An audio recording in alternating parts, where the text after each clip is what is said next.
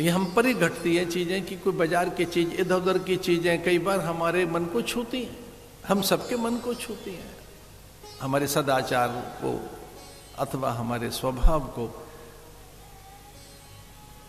हमारे मूल्यों को, उनको प्रभावित करती है। बाजार का भात तो कितना अच्छा लगता है और घर का प्रसाद कई बार उतना रुचिकर नहीं लगता। बाजार की वस्तुएं जो चटपटी हैं, रंग बिरंगी हैं, वो कितनी मन को लुभाती हैं, और घर का जो प्रसाद है, जो भगवान को भोग लगा है, उस पर कई बार ध्यान नहीं जाता। सामान्य भोजन है, पर बाजार का कैसा है? बाजार में जो खड़ी रखी चीजें हैं वो किस तरह से झिलमिला रही हैं, कैसे उनमें एक आकर्षण है, और वो हमें खींचती तो है चीजें। संसार हमें अपनी ओर खींचता तो है, इसमें एक सम्मोहन तो है, तिलस्म तो है संसार में। इसलिए अपनी पत्नी को घर से दूर कर दिया।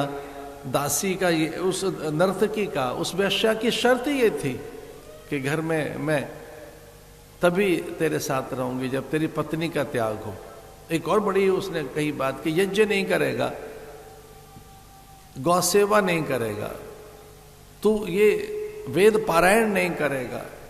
एक और बड़ी बात कह दी, यज्ञोपवीत उतारना होगा तुझे, तुझे अपना वेश त्यागना होगा, तुझे मस्तक पर चंदन नहीं लगाने दूंगी, मैं गंगा स्नान के लिए रोकूंगी।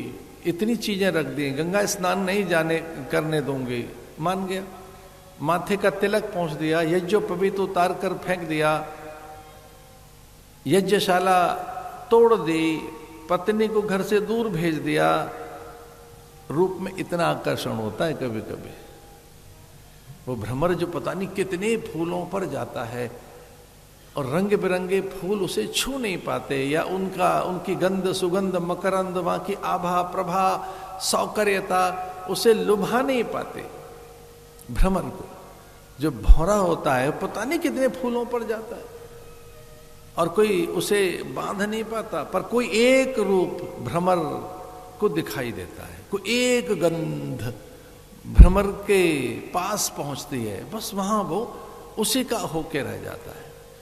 फिर उसे सब विस्मृत हो जाता है, वो अपने को भी भूल जाता है। काम कुछ ऐसा ही है।